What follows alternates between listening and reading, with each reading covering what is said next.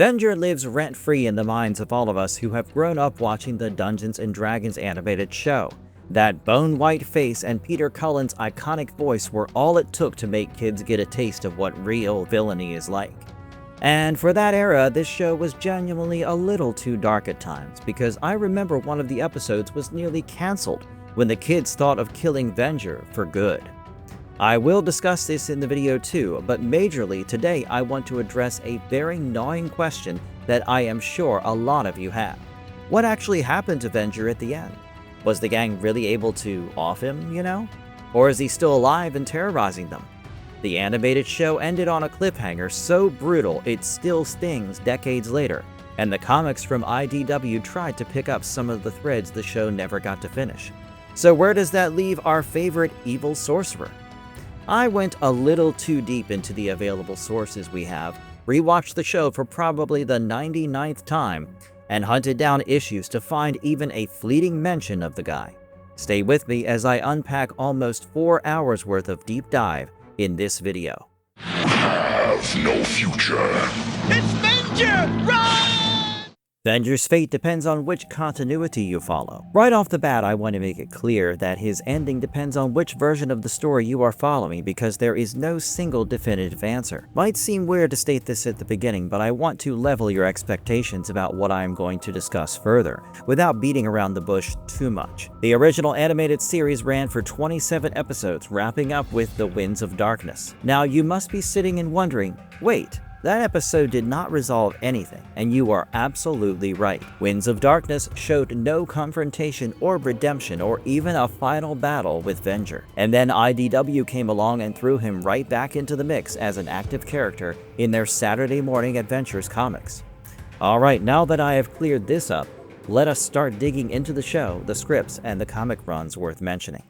You have disobeyed me for the first and the last time, Sir John. The original cartoon never gave Venger a proper ending. If you sat through all the aired episodes of the Dungeons & Dragons animated series like a devoted and slightly obsessed fan, then you deserved a proper ending. Instead, what you got was probably, I don't know, the cartoon equivalent of a door slamming in your face. And look, I get that cancellations happen. Television in the 80s was a different beast. It is not like today where canceled shows can be revived on other networks if fans protest enough. Looking at you, Brooklyn Nine-Nine. At that time, ratings and toy sales drove these creative decisions more than the need for closure, and yes, it was unfair. But unless we can invent a time machine to go back and fix it, this video is all the outrage we can afford. But knowing why it got canceled does not really make it sting any less.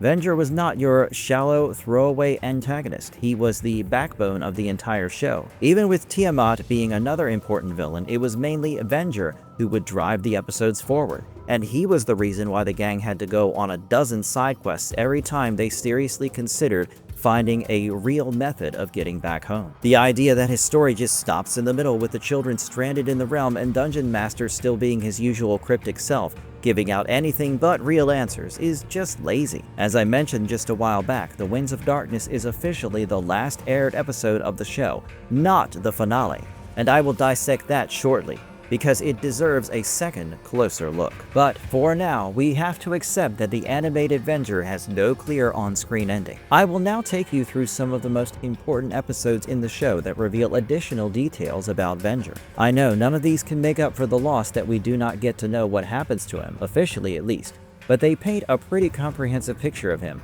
so that we can get some idea of how his story would have ended. Note that I just mentioned officially here, because in case you might not be aware, there is a certain unofficial route that gave us some breadcrumbs. And I will get to that too, but first, let us take a look at how Venger evolves from being just the meddlesome villain to someone with a much more complex backstory in the cartoon show. This will be the last time!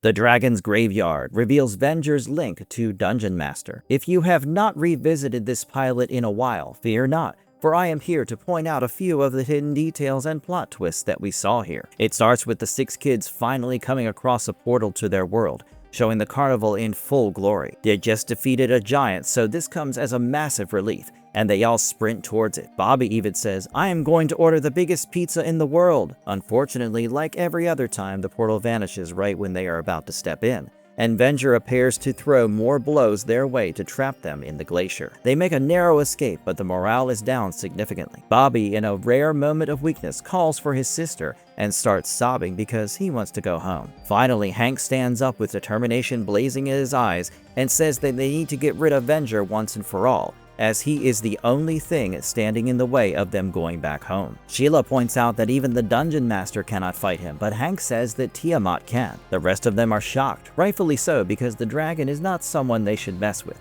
But Hank dejectedly says they are all out of ideas. Right off the bat, the Dungeon Master appears to warn them of another great danger.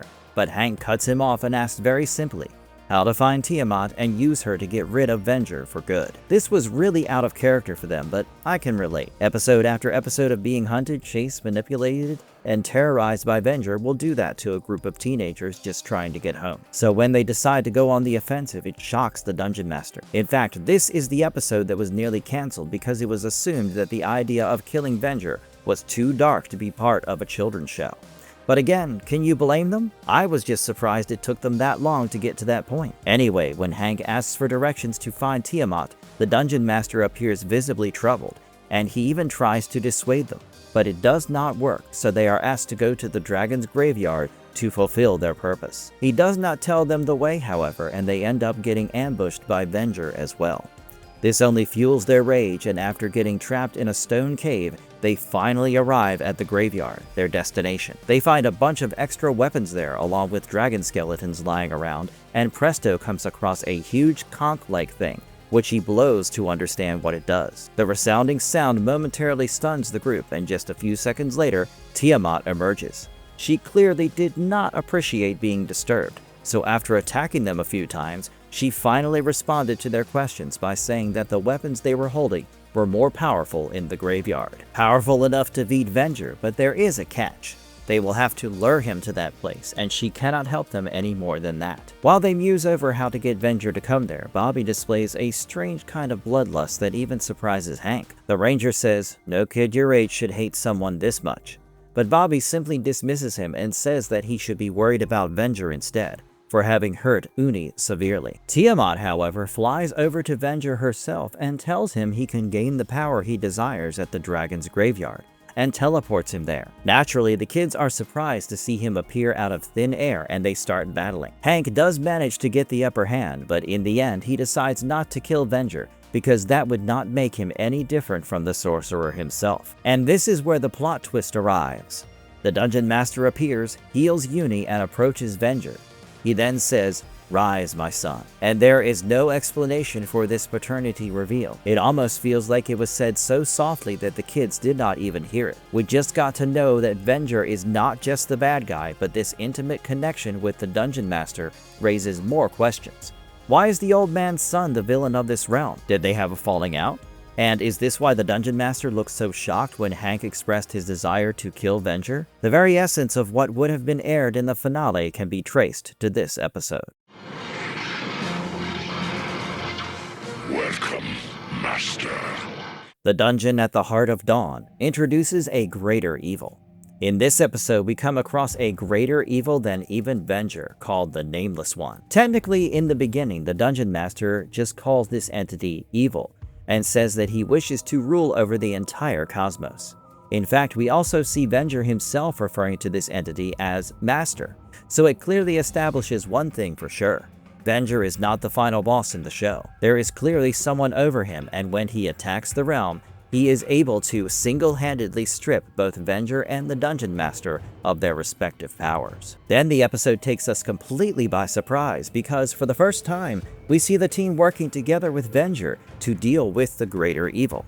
I mean, Venger sure was reluctant about the whole thing, but this uneasy truce felt rather uncomfortable to even watch, especially after the fact that the kids were almost ready to off Venger just 2 episodes back. This is where I had to take a breath and recalculate my opinion of him, especially since he called the Nameless One Master. This guy has been making the lives of these kids a living hell for 21 episodes, and he gets his powers taken away that easily? And then it hit me. What if we do not know Venger's whole story? I mean, so far the only other thing we know about him is that he is somehow the Dungeon Master's biological son. But why did he join the dark side? Was he coerced in some way by this evil creature?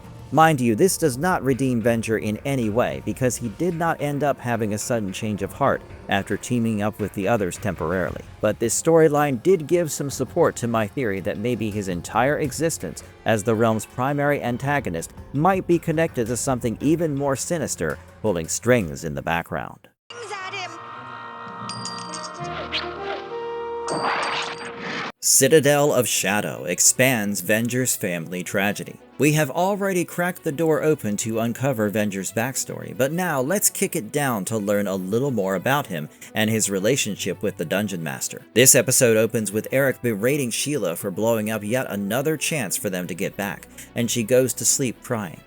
However, she wakes up at the sound of a woman calling for help, and along with Uni, she goes out to investigate. We meet a new character, a blonde-haired woman named Karina, and Sheila releases her from her traps. Karina leads her to the Citadel of Shadow, where she states her brother had put her ring of power. Uni's sixth sense signals that Karina is not as nice as she seems, and indeed, it turns out that she was just using Sheila to get the ring back. Then comes another shocking revelation. Karina says that Venger is her brother, and naturally she is quite similar to him in most ways, except looks, because she demands the gang hand over the other ring they have to her, so that she can have complete power over the realm. Thankfully, the Dungeon Master arrives and sternly says that she will never get that ring. It should be noted here that he does not refer to her as his daughter the way he had with Venger earlier, but their conversation seems to give the vibe that they are well acquainted. Karina looks nothing like the old man or Venger, but then again, all three of them do not look like each other in the slightest. And once again, this episode raises more questions than answers, because why is it that both Karina and Venger are so obsessed with power, despite being the children of a pacifist like the Dungeon Master? The latter also tells the kids that the siblings were involved in a struggle, in which Venger emerged victorious and trapped Karina, and that Sheila later found her. It makes you wonder what on earth happened to this family for both kids to go rogue. Anyway, that is all this episode tells us. There is no in-depth family history that explains any of the questions I just raised. In fact, Karina's introduction feels really strange in hindsight because she remains a piece of the puzzle the show never got to finish assembling properly. She is introduced out of the blue and never mentioned again, even in the unaired finale. No, you'll not take these children. I won't let you. The Winds of Darkness is the final aired episode, but not a real finale. We are getting close to hitting home now.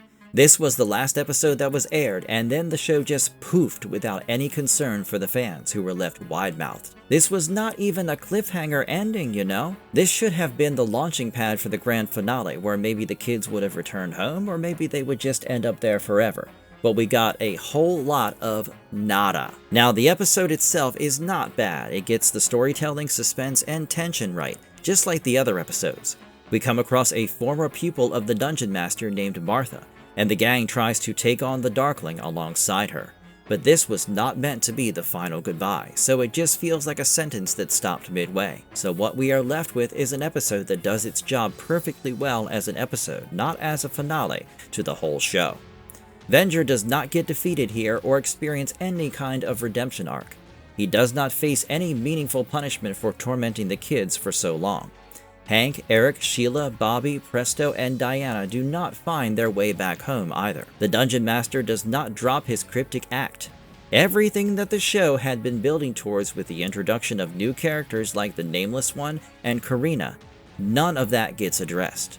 I cannot explain the frustration I have been carrying around for years due to this, because there was just so much more that could have been done. The show was not exactly flopping. It did not get boring, and people were not relieved to see it canceled. The lore was enough to have a wonderful smashing end to the series, no matter what fate awaited the 6 kids.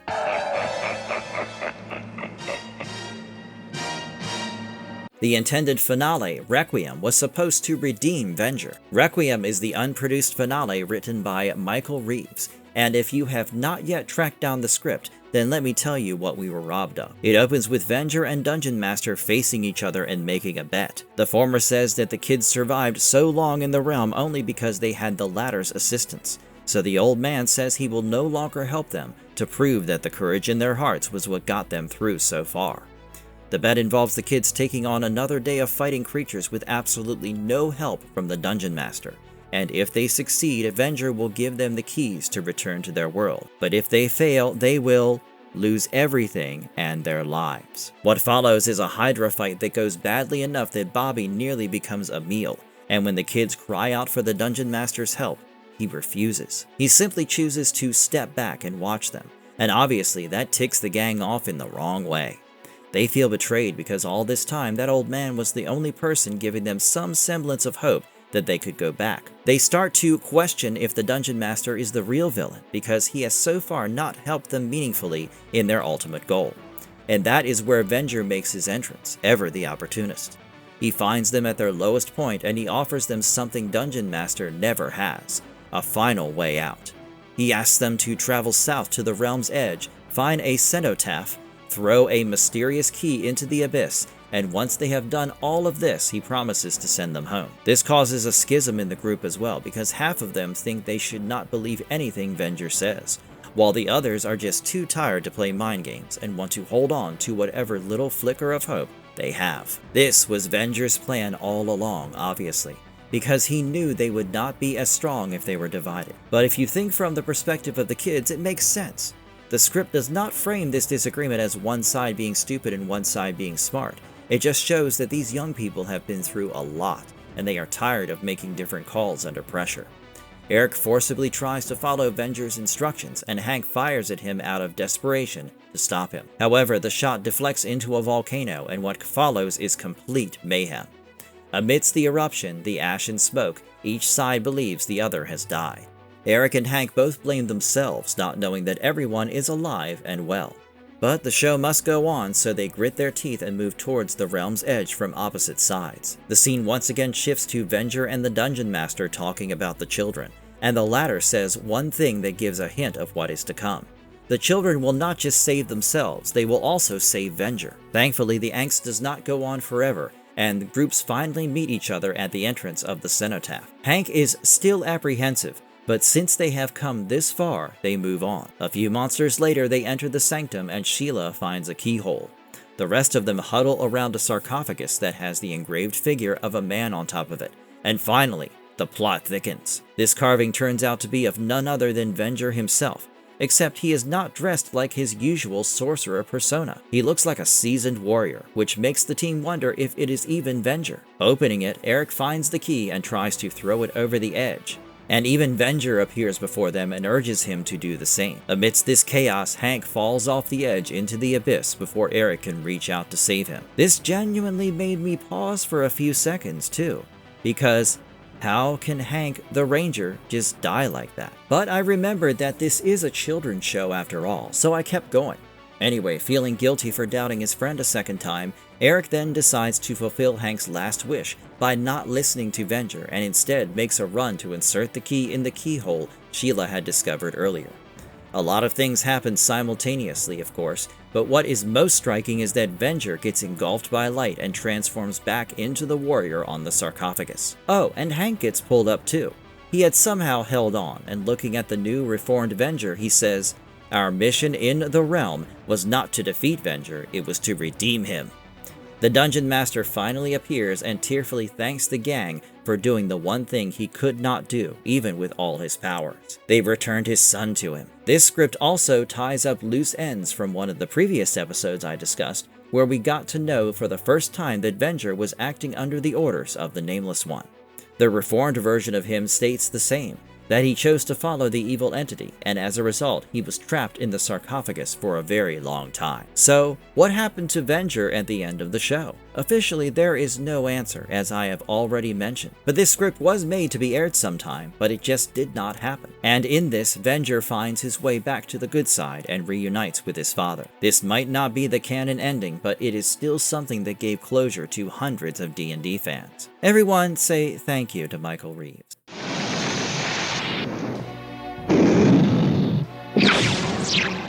The fan-made YouTube ending, Requiem, finally got animated by fans.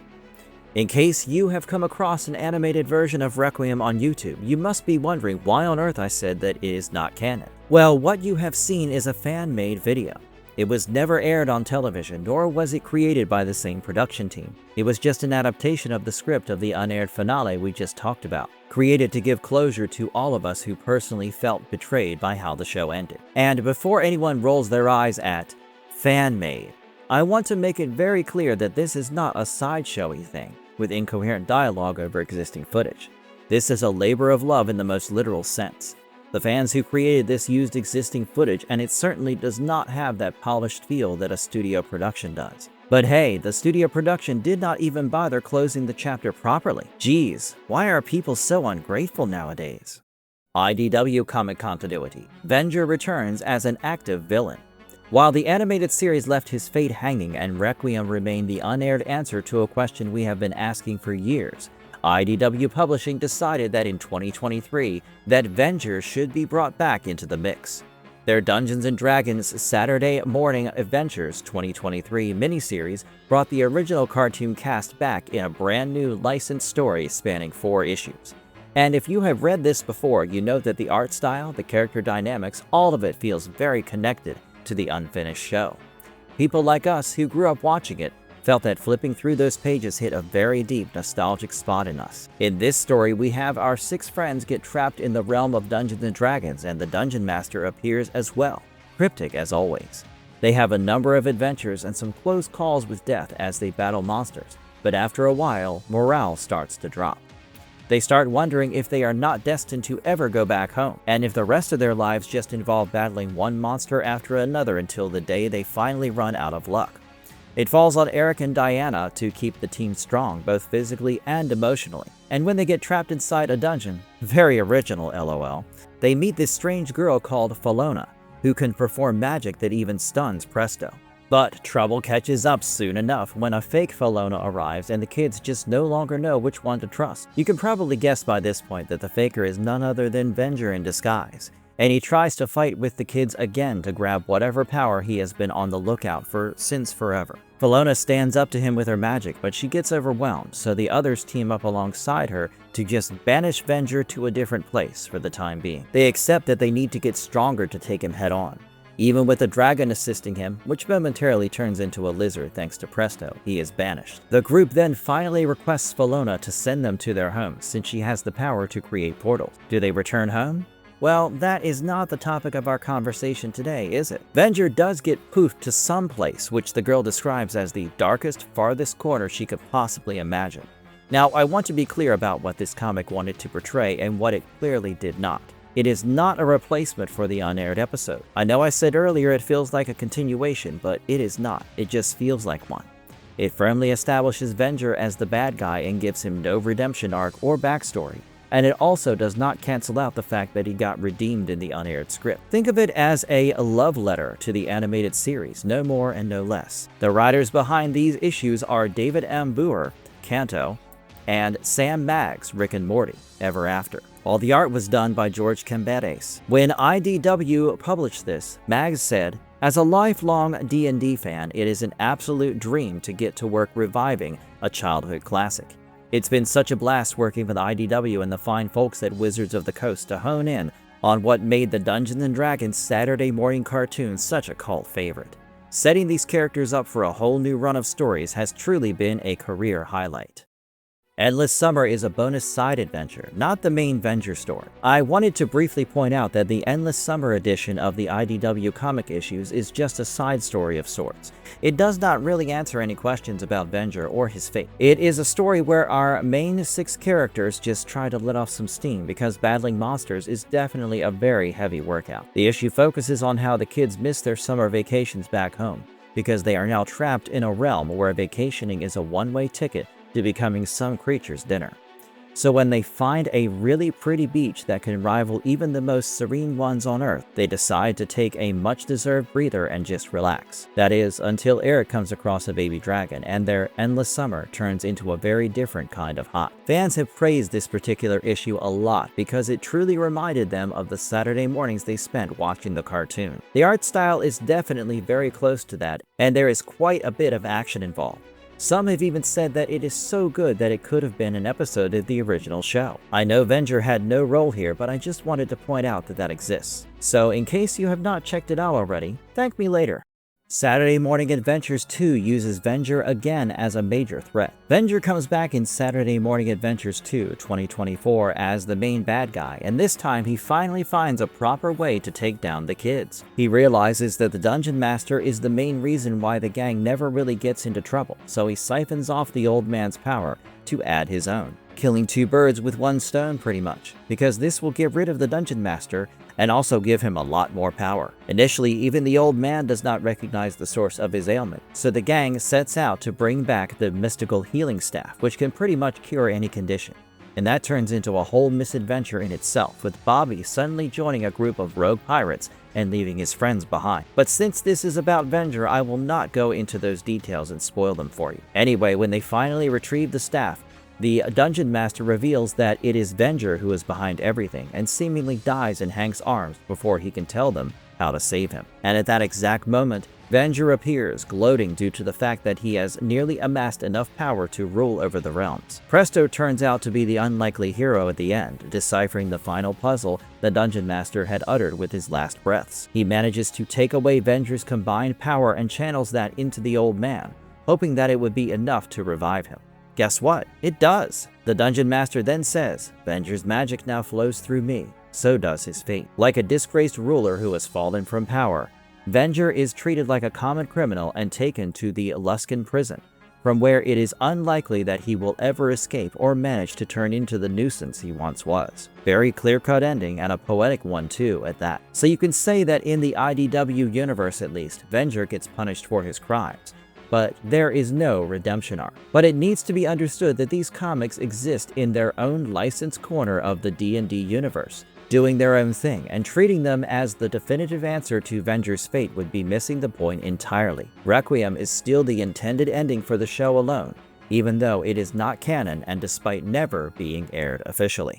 Is Venger still terrorizing the D&D world? Okay, so where is Venger now? Is he the reformed Venger who has reunited with his father, or is he still chasing the kids around the realm, hoping to access enough power to become almighty? We are back to where we started. The answer to this depends on the continuity in question. If we count Michael Reeves' unaired script, then Venger has been redeemed as a noble warrior who is also the son of the Dungeon Master. In the fan-made final episode as well, this ending stands true. If we simply consider the aired episodes of the animated series, then no one can say what Venger is up to now. His fate is unresolved, and by all assumptions, he is still out there terrorizing the kids and the realm. The IDW mini-comics give him a well-rounded ending too, after framing him as the central villain. That just leaves us with modern tabletop D&D. Venger is not the main ongoing antagonist here. He is just acknowledged for being one of the main forces behind the cartoon show and the comics.